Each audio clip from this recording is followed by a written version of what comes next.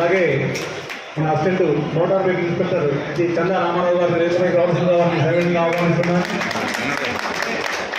అలాగే మరో ఏఎంఐ గారు అభిలాష్ గారు రేతుపైకి రావాల్సిన వారిని సైలెంట్గా ఆహ్వానిస్తున్నాం.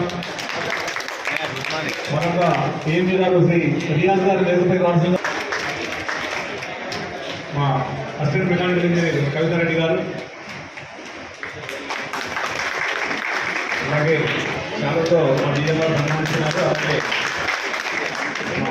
మెకానికల్ ఇంజనీర్ గారు బొకేతో సన్మానించడానికి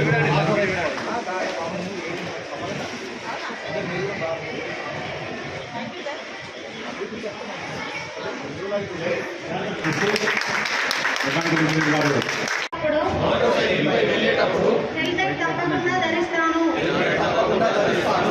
కారు నడిపేటప్పుడు సీట్ బెల్ట్ ఖచ్చితంగా పెడతాను. వాహనంలో ఓవర్లోడ్ వేయను. స్పీడ్ డ్రైవింగ్ చేయను. సెల్ ఫోన్స్ మాట్లాడుతూ ఎట్టి పరిస్థితుల్లో డ్రైవింగ్ చేయను.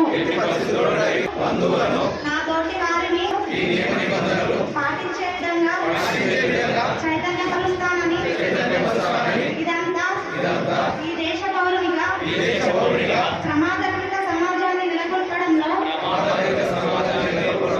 త్రికరణ శుద్ధిగా నా కర్తవ్యాన్ని కొనసాగిస్తానని.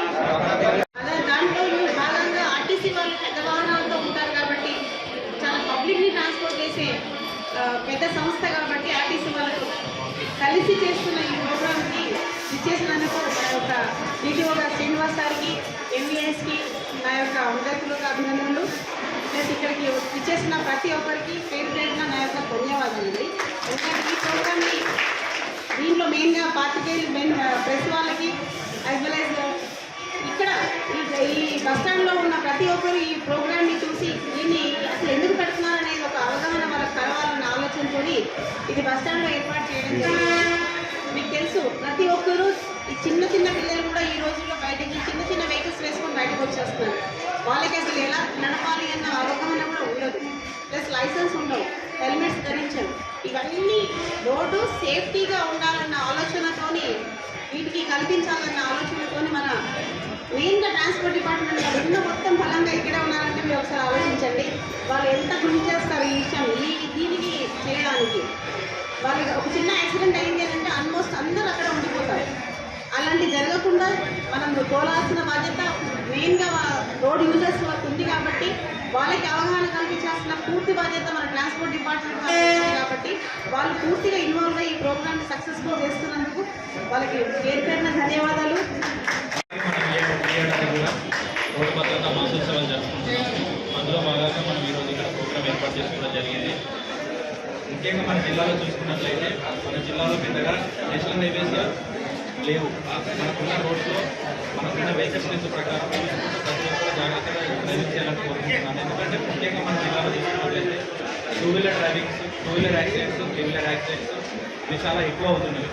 సో దయచేసి ఇక్కడ వచ్చిన వాళ్ళందరికీ విజ్ఞప్తి చేసేది ఏంటంటే ముఖ్యంగా మన జిల్లా పరిధిలో డ్రైవింగ్ చేసేటప్పుడు మన రోడ్డు బాగా నేరో ఉంటాం కాబట్టి హెవీ వెహికల్స్ వచ్చేటప్పుడు వాటిని అబ్జర్వ్ చేసుకుంటూ వెహికల్ టు వెహికల్ మధ్యలో డిస్టెన్స్ మెయింటైన్ చేసుకుంటూ స్పీడ్ లిమిట్ మెయింటైన్ చేసుకుంటూ డ్రైవింగ్ చేయవలసిందిగా కూర్చున్నాను.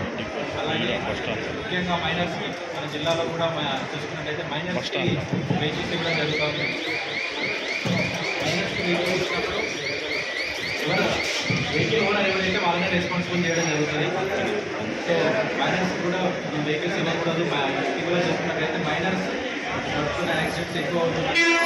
సో అది గమనించి ఆ రకంగా చర్యలు తీసుకోవాల్సిందిగా. అదేవిధంగా మరియు ఈ యొక్క మాసోత్సవాలలో ఇక్కడ వచ్చిన వారే కాకుండా ఇక్కడ మన బంధువులు మిత్రులకి ఎవరైతే ఉన్నారో వాళ్ళందరికీ కూడా ఈ యొక్క రోడ్డు భద్రతా మాసోత్సవాల గురించి వాటి యొక్క ఇంపార్టెన్స్ గురించి మీరు అందరూ తెలియజేయాలి. ఇప్పుడే వచ్చిన సిఏ గారికి టెక్నికల్గా ప్రూవ్ అయినా స్పీడ్ వాళ్ళు దాన్ని స్టాపింగ్ డిస్టెన్స్ అంటారు. వాళ్ళు అంతకన్నా ముందు నువ్వు ఆ బండి వ్యక్తి ఫస్ట్ ఆపలేదు.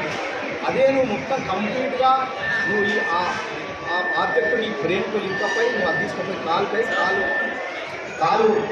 ఆ కాలు ఎక్కినట్టు నుంచి బ్రేక్ వచ్చేసరికి నువ్వు బ్రేక్ వేసేసరికి టోటల్గా 108 మీటర్స్ వెళ్ళిపోతాయి. కానీ నువ్వు ఆ లోపల 80% అంటే ఆబ్జెక్ట్ అనేది నీకు ఆ 1.8 మీటర్ తర్వాత నువ్వు కానీ సేవ్ చేయగలుగుతాం. అంతకన్నా ముందు సేవ్ చేయదు.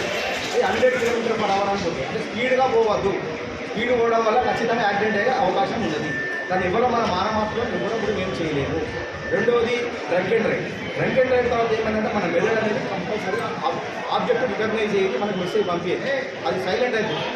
కాబట్టి ఖచ్చితంగా యాక్సిడెంట్ అవ్వడానికి ఆస్కారం ఉంటుంది. ఇంకోటి సెల్ ఫోన్ వల్ల ఏంటంటే విజువల్ డిస్ట్రాక్షన్, మెంటల్ డిస్ట్రాక్షన్ ఉంటుంది. మనం ఒక ఆబ్జెక్ట్ చూసిన తర్వాత దీనికి ఇట్లా చూస్తున్నాం కదా, అక్కడ దాన్ని మనం చూస్తాం కానీ అది మనకు కనెక్ట్ కాదు, ఖచ్చితంగా యాక్సిడెంట్ అయ్యే అవకాశం. ఇంకోటి వెడ్డింగ్ అంటే మనము మనుషులం, యంత్రాలం కాదు. మనం 8 hours ఎవ్రీ 2 hours మనం కంపల్సరీ రెస్ట్ తీసుకోవాలి. అంటే మనం జనరల్గా ఛాయ్ తాగడం వల్ల కాదు, ఆ ఛాయ్ తాగడం రెస్ట్ తీసుకుంటారు దానివల్ల అయితే.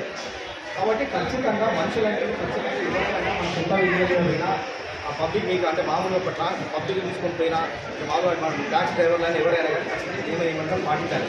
యంత్రాలు మన యంత్రాలం కాదు, మన మనుషులం కాబట్టి ఖచ్చితంగా మనకు అది కంపల్సరీ బాడీ కోరుకుంటుంది. రెస్ట్ అనేది డెఫినెట్ కావాలి. కాబట్టి ఖచ్చితంగా అందరూ కూడా ఈ నియమాలు